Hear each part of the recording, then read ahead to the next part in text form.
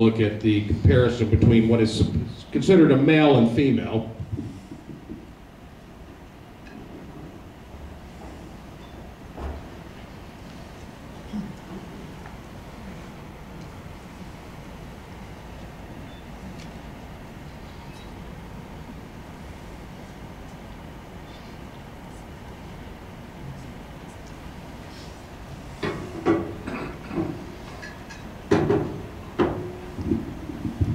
And I bring this up for this presentation because this year in our new laboratory, as we experiment with the concept of interdimensional portals, meaning that we are going to use a variety of Tesla coils and electrostatic generators, Wimshurst generators, and a special technique called Schlieren imagery in order to kind of rattle time-space to an extent where we can maybe thin it in some way, then we are going to see if we can increase the chances of these types of cryptids actually appearing.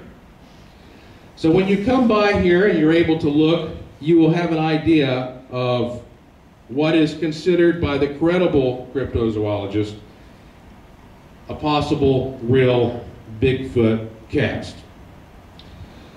But the main thing that I want to share with you tonight is something that has been really intriguing to us since we first obtained it a few months ago. That is the UFO crash debris. And this debris was sent to me in part because of my radio show, Speaking of Strange. It airs 8 to 11 p.m. Saturday nights locally on AM 570. There was a man named Chuck Wade who grew up in the Roswell area his entire life. In fact, when he was a young boy, his father knew Mac Brazel, the rancher who actually found the so-called famous crash debris. And Mac Brazel went to his father and said, "Hey, would you like to come look at this crash debris?" And Mac Brazel was amazed because Chuck Wade's father said, "Nah, that's okay. Probably the biggest mistake he ever made. He just didn't believe it." Now, you know all the madness that ensued over the whole Roswell thing. It's still to be sorted out in many regards. But that gave Chuck the inspiration to go out and start investigating sites. And he and many of the other locals knew that there were at least 6 crashes that had apparently taken place around the Roswell, Corona area. And there was one that occurred in a place called St. Augustine, but it had never been thoroughly investigated because it was covered in water. It was like a pond. Well, eventually that pond dried up, long after a lot of the excitement settled down, and Chuck went out there with a group of men and did an excavation.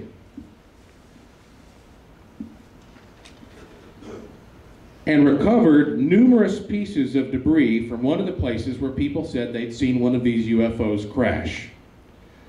And he said that he had been blackballed by the UFO community, that very few people would even look at them. They didn't take the subject seriously anymore, which I found hard to believe. I said, "Well, send us some pieces, Chuck." And here you can see 12 pieces of this debris, small pieces, that Chuck Wade sent to me for me and my team to analyze. Now, when I got this, the first thing that I wanted to do was take a look at how it would respond to an electrostatic field. Let me explain the significance of an electrostatic field. I'm going to show you a very simple demonstration that I often use so that you can understand why it is important to look at how an electrostatic field might have some connection to something that flies. This is one of these old synthetic wool-like materials like you might wash your car down with. This is a piece of PVC pipe. Around it, I have a small, lightweight material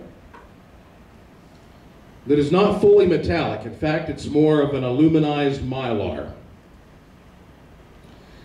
Now what I'm going to do is set the microphone down, and I'm going to build up a slight electrostatic charge by simply stroking the PVC pipe with the synthetic wool-like material. I'm going to apply a slight charge to this material.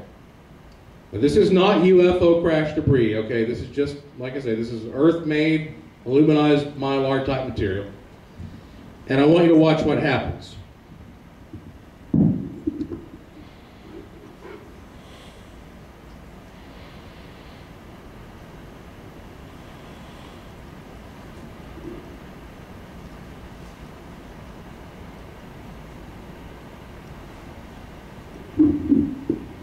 Now, as you can see, we have a very nice, stabilized field that is allowing this piece of material to levitate.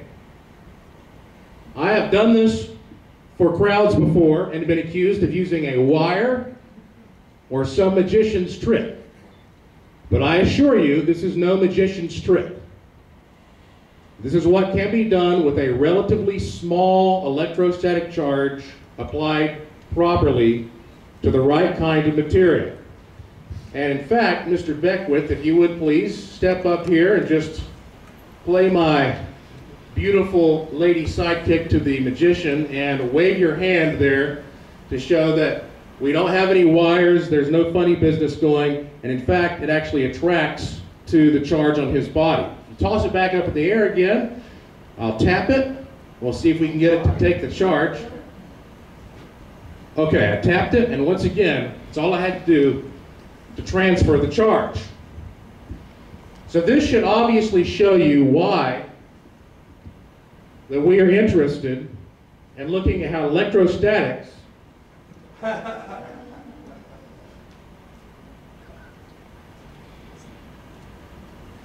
could have a relationship to UFO footage or UFO debris.